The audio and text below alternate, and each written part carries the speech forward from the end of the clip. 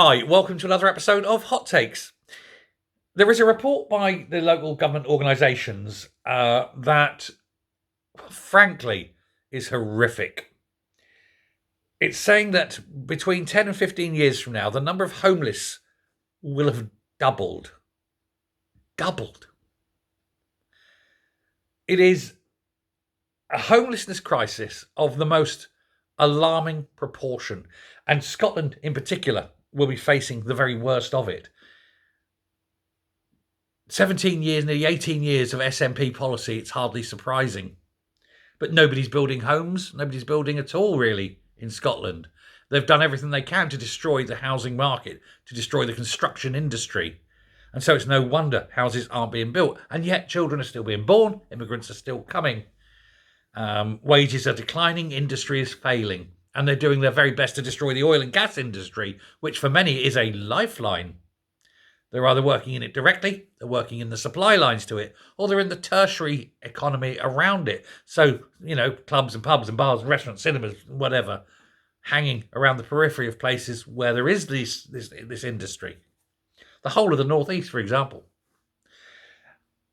Edinburgh is actually anticipated to have the largest share of households in temporary accommodation, with 66% of the entire country's nationwide total of homelessness.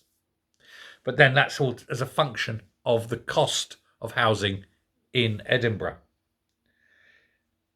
The figures show that it is crucial, I think, that the public sector steps up, that starts building, that starts reversing policies to encourage houses to be built. You need to get rid of planning officers who constantly chip on about, you can't build there and you can't build there, blah, blah, blah. Go find a land, designate it, and build. And build 10,000 houses with doctors, with shops, and with schools. Put the infrastructure in. Make sure it's close onto a railway line. Make sure that it's got 2 roads either side of it. Build. It isn't hard.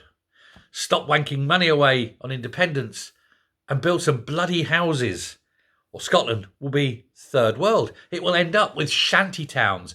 What was it during the Depression in the 30s in America?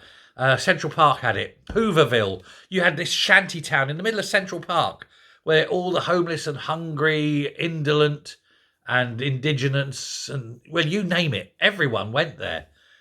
It was just somewhere to be.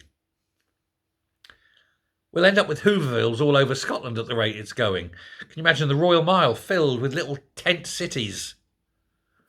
The pride of Scotland. And all because of SNP policy. Indeed, one of the last acts that Humza Yousaf did before leaving office was to ensure that £200 million was cut from social housing budget, because that helps. Scotland needs to do better, but it won't while that bunch are in charge. There's only one cure for the SNP. Let's vote them out. Thanks very much. Bye.